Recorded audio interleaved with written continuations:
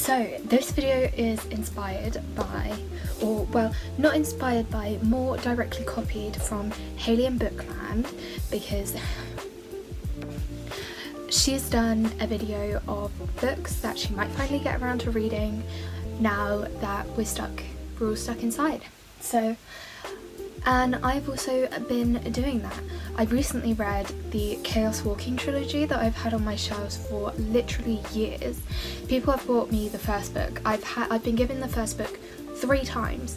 I've never bought it. I've been given it. I have 3 copies because people keep buying it for me because they think it's something I'll like.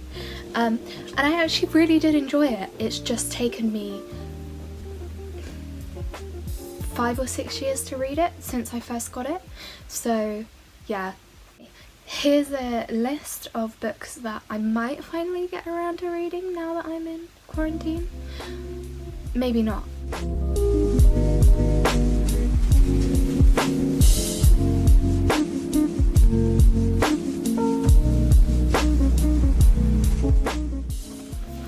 I have quite a collection of poetry books that I just haven't read. So first of all is the classic Milk and Honey by Rupi Kaur. I have read a lot of them. The thing is with poems is that they go so, like, you can read them so quickly, but I feel like I'm not savouring them if I'm reading them quickly, but a lot of them I don't really want to savour. So, but yeah, so the basic Milk and Honey by Rupi Kaur, and then the basic squared, The Sun and Her Flowers by Rupi Kaur, Letter to My Daughter from Maya Angelou, and Mum and Me and Mum by Maya Angelou. I'm not sure if this one, so this one is part memoir, part poetry, and this one is memoir, all memoir. So not really poetry, but I count memoirs and poetry as kind of the same, especially because it's Maya Angelou. So yeah, so as you can tell, my mum got me these for my birthday. She hasn't read them, but she liked the names of them, so I also have Meantime by Carol Ann Duffy, and this is just like a tiny little book. So, but again, with poetry, I feel like I read it too fast and I'm not kind of taking it in. I also have She Must Be Mad by Charlie Cox, and this is social media's answer to Carol Ann Duffy. So, you know, I have the original Carol Ann Duffy, and then I have the social media Carol Ann Duffy. I also have classics that I'm planning to read. I've read Pride and Prejudice. I've really enjoyed Pride and Prejudice. It's really good, and I've half read Emma. It's quite wordy, I'm finding it quite difficult, but obviously the new movie is coming out, so, or has come out. I really love Pride and Prejudice, so I think I'll love, you know, her other stuff. But obviously Pride and Prejudice is her most famous, and there might be a reason for that, like it might be the best one. So anyway, I have Sense and Sensibility, Persuasion, and Northanger Abbey. Mary Shelley's Frankenstein that I want to be reading. Love Mary Shelley. She's a goth queen and you know, kind of my idol. I know my aesthetics don't really match, but I would love if I could pull off the emo goth aesthetic. We have to get over that. That's my villain origin story. I'm not sure if this is a classic, but I have The Giver by Lois Lowry, The Importance of Being Earnest by Oscar Wilde, Watership Down by Richard Adams, The Boy in the Striped Pyjamas by John Boyne. I'm not sure if this is considered a classic, but The Princess Bride. It is considered a classic movie. I'm not sure if it's considered a classic book, but here we have The Princess Bride by William Goldman. Also in the classic section, I have Do Androids Dream of Electric Sheep by Philip K. Dick. I'm pretty sure this is a classic. This is the book that became Blade Runner. I've never seen Blade Runner, but maybe after I read the book, I'll enjoy the book and then I'll watch Blade Runner. I also have Life of Pi by Jan Martel. Is this a classic? I don't even know. And then finally I have The Adventures of Sherlock Holmes by Sir Arthur Conan Doyle. I'm not a fan of Sherlock. I don't really care, but you know, it's a classic. I thought I'd give it a go, give it a try. I'm not a fan of non-fiction books, but sometimes you need to read a non-fiction book to expand your horizons. Who Rules the World by Noam Chomsky. I actually got this because in the movie Captain Fantastic they celebrate Noam Chomsky's birthday, and I thought I'd have a look and see if Noam Chomsky is really as cool as they say he is. I also have Mythos by Stephen Fry and the sequel to this, Heroes, but it's basically just a retelling of the Greek myths, things like that. Yeah, so it's quite good. It's basically stuff you know from Percy Jackson, but with more detail, because it's not for kids, so it has a bit more detail, unfortunately. I do also have Percy Jackson and the Greek Gods and Percy Jackson and the Greek Heroes by Rick Riordan, which I could read instead of Mythos, but I thought, like, I'm actually in my 20s, I should maybe read Stephen Fry instead of Rick Riordan.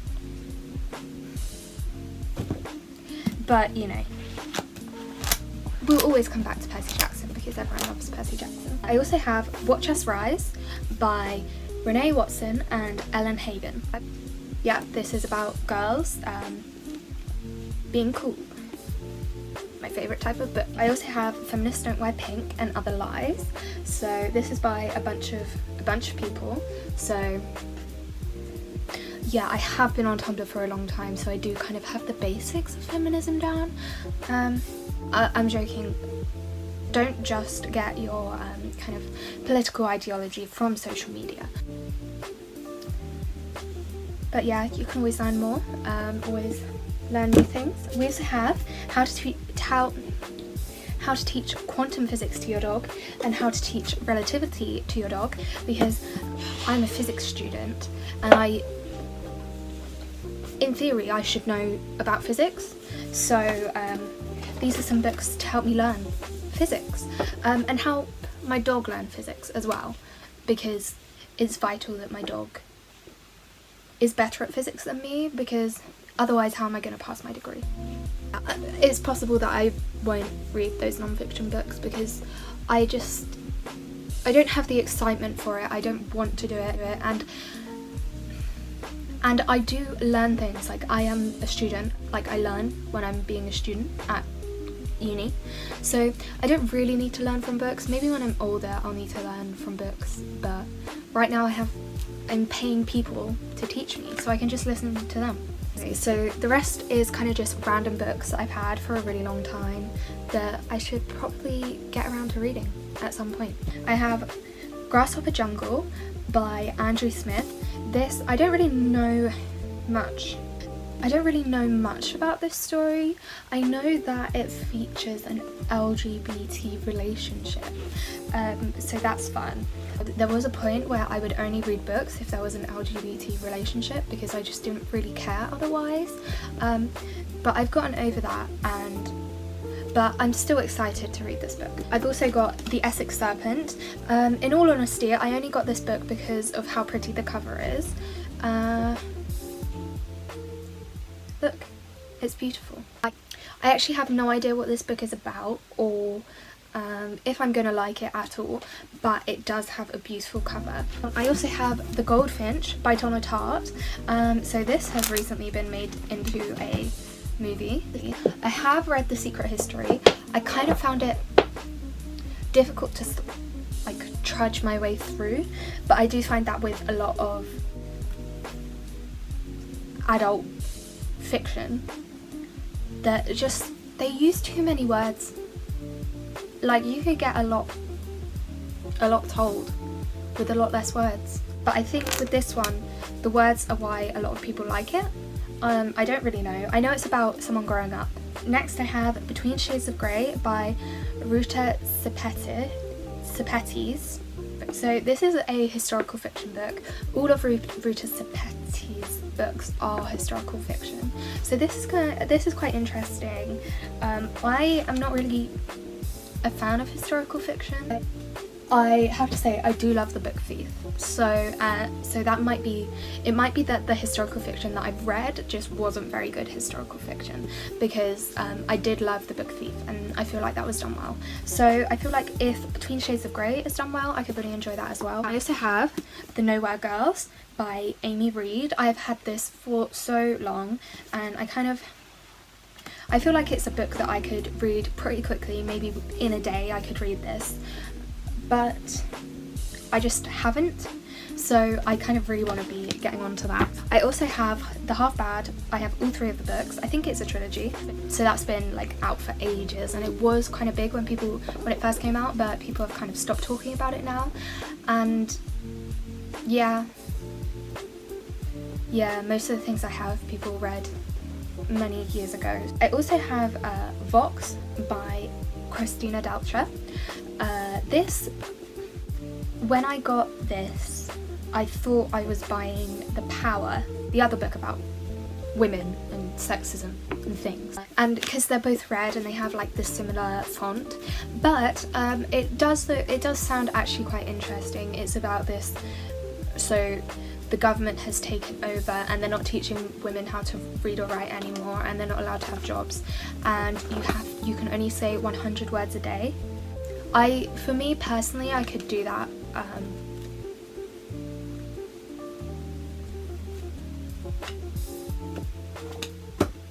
But you know.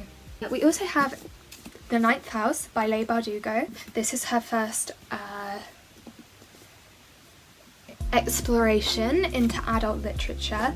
I started reading it, but I was reading the audiobook and I was kind of just really confused the entire time. So I gave up with that a little bit. I'm going to try and read it physically. I also have Illuminae. So I could have got the audiobook for this, but I think Illuminae, like the intrigue of it is how cool it looks. So I don't think I'm gonna read the audiobook for this. We also have The 100-Year-Old Man Who Climbed Out of a Window and Got Lost. And Disappeared by Jonas Jonasson. I have this on audiobook, so I'll probably listen to the audiobook and maybe dip into the actual physical book every once in a while. That'll be interesting. I also have Son of a Witch by Gregory Maguire. I love Wicked, I love Elphaba, but unfortunately Elphaba is dead.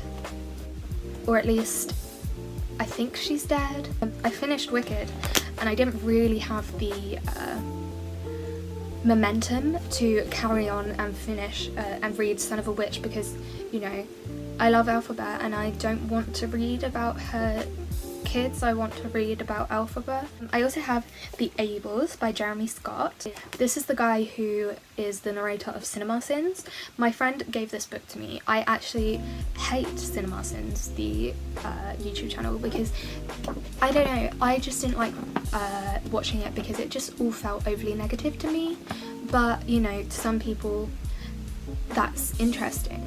So hopefully I'll enjoy this, because I feel like he's not going to be overly negative about his own book. It sounds pretty cool. It's about a bunch of, I think it's disabled kids have superpowers, but they get sent off to this school, which is just the start of so many interesting books. I also have Call Me By Your Name, and as you can see I have half read this one. I dislike it heavily. Every time there's a scene with the 30-year-old man and 18-year-old boy who are kind of like where they're trying to build sexual tension, it actually just makes me feel physically sick. But a lot of people have recommended it and said it's really good and they really like it, so I thought I would finish reading the book and then give my incredibly harsh judgment on it if I felt it needed it. Still by the end of the book, which I think I will, but I can't really say that while having not finished the book. Hopefully I'll get through that without puking. I do know what happens with a peach though, so I'm not sure if I can do that. So next I have As I Descended by Robin Talley, and I have read other Robin Talley books. I really like Lies We Tell Ourselves. I was kind of bored with the other one she wrote, Our Own Private Universe, I think. I'm hoping As I Descended is more like Lies We Tell Ourselves and less like Our Own Private Universe. And we have Dear Evan Hansen, the novel by Val Emick. And I love the musical Dear Evan Hansen. I love the music. I love kind of like the plot, things that happen, but reading this book, so obviously this is hardback. I got this book when it was literally just out. It's so depressing, and I don't know why I thought it wouldn't be depressing, but kind of, I don't know, in the musical there's like music to make it more upbeat, and so you don't really kind of like feel the heaviness of it until the end.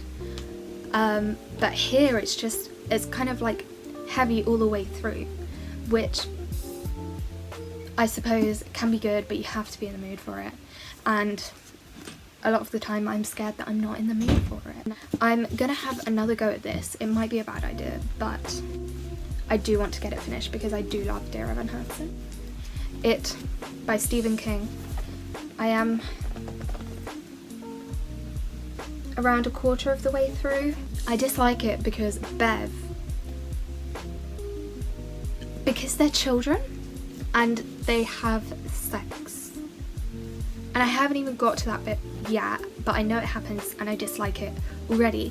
And it kind of like taints like what I've read so far.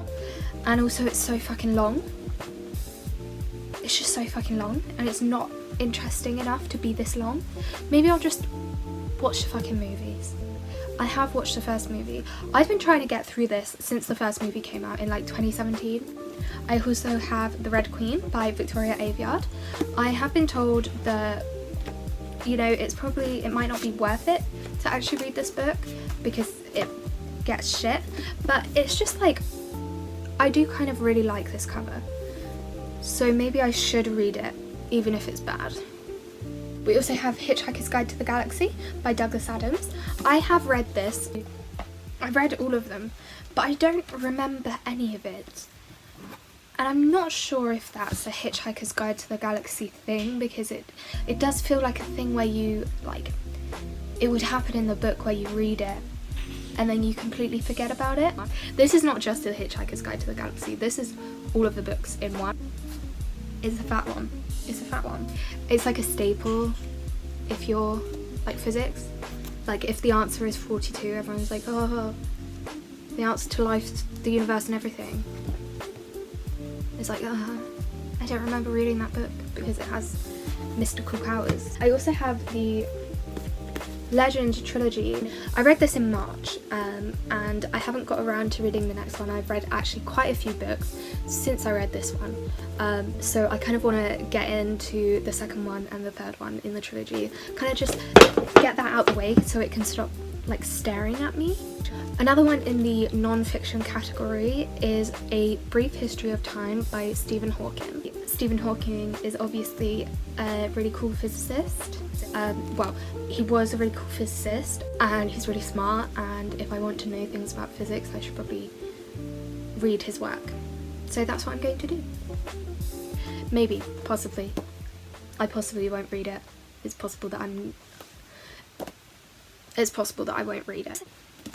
I also have Dark Places by Gillian Flynn. I have read the other ones by Gillian Flynn. Gone Girl was pretty good.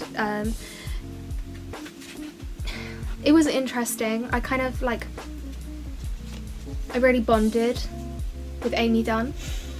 I really liked her character and I liked the choices that she made and the things that she did. And I've also read Sharp Objects, but I haven't read Dark Places, so I kind of want to complete the trilogy. Also, there's a new series out on BBC of this, Noughts and Crosses, by Mallory Blackman. This has kind of been like on my radar since I was about 12, so that's 9 years. 9 years that I've known about this book and I haven't read it. With the new TV show, I want to watch the TV show, but obviously I can't watch the TV show if I haven't read the book. So I'm going to read the book, then watch the TV show. I have this book collection. It's The World of Peter Rabbit by Beatrix Potter. It's all of the Peter Rabbit books. They're just cute little books, and they will definitely increase my Goodreads reading challenge. So yeah, it would be nice to just kind of go through the world of Peter Rabbit, where they're just animals having a bit of fun, nearly being cooked into a pie, things like that. It'll be fun. I also have A Bear Called Paddington by Michael Bond that I want to read because we all love Paddington, and Taylor Swift loves Paddington as well, and she also dresses like Paddington. I want to get to know Paddington better so that I can get to know Taylor Swift better, because I love Taylor. So yeah, those are my books that I'm hopefully going to read during quarantine.